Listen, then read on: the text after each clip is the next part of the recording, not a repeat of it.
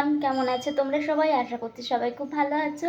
আমার চ্যানেলের আরও একটি নতুন ব্লগে জানাই সবাইকে স্বাগত।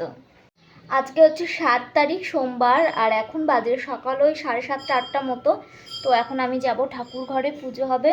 চলো গিয়ে তোমাদের সাথে আবার দেখা হবে। ঠাকুর ঘরে এসে দেখি কাকিমা আর মা পুজোর জোগাড় শুরু করে দিয়েছে, আর এদিকে আমাদের পুচি সোনা বসে বসে ঘন্টা বাজাচ্ছে। আমি এখন সব ঠাকুরের ড্রেসগুলো একটু চেঞ্জ করে দেব। শিব ঠাকুরের ড্রেসটাও চেঞ্জ করে দিয়েছি, আর লক্ষ্মী ঠাকুরকেও শাড়ি পরিয়ে দিয়েছি। এখন সরস্বতী ঠাকুরকে শাড়ি পরিয়ে দিচ্ছি। কাল থেকেই তো পুজো শুরু, ওই জন্য আজই সব ড্রেস পরিয়ে দিলাম।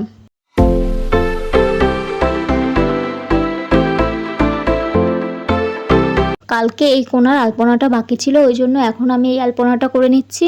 চারিদিকের আলপনাই কমপ্লিট হয়ে গেছে, এখন শুধু মাঝে বড় একটা ডিজাইন করব, তাহলেই হয়ে যাবে। এই পদ্মের ডিজাইনগুলো আমি করেছি, আর কলকার ডিজাইনটা দিদিভাই করেছে।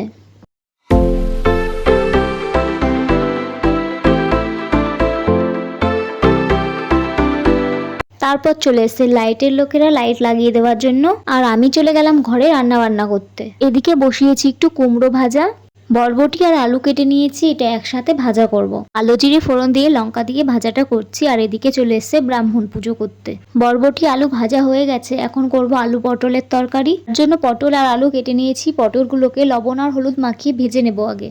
পটলটাকে একটু ঢাকা দিয়ে ভাজবো, তাহলে তাড়াতাড়ি নরম হয়ে যায়। আজকে আর সকালে ভাত করা হয়নি, বাবা এনেছিল পরোটা আর মিষ্টি, তো সেটাই আজকে সকালের ব্রেকফাস্ট আমাদের। মিডিলে যে ডিজাইনটা বাকি ছিল ওটাই এখন করছি। আগে চক দিয়ে এঁকে নিয়েছি, তার উপর দিয়ে রং দিয়ে করব। দেখো এই টুনি লাইটগুলো এখনই টানানো হলো, কি ভালো লাগছে না দেখতে। এরপর কাকিমার সাথে একবার গেলাম ঠাকুর কতদূর রেডি হয়েছে দেখার জন্য। গিয়ে দেখি এখনো অনেকটাই বাকি, আধ ঘন্টা 1 ঘন্টা মতো লেগে যাবে। তো কিছুক্ষণ পরেই আমরা আসবো ঠাকুর নিতে। 1 ঘন্টা পর চলে গেলাম ঠাকুর আনতে। আর তোমরা তো জানোই আমাদের একটা দুটো বাড়ির পরেই পালবাড়ি, ওখান থেকেই ঠাকুর নিয়েছি। ঠাকুর নিয়ে চলে এসেছি, এখন মাকে সবাই মিলে ধরে মণ্ডপে সুন্দর করে বসিয়ে দিল। ঠাকুরটা কেমন হয়েছে তোমরা কিন্তু কমেন্ট করে জানিও।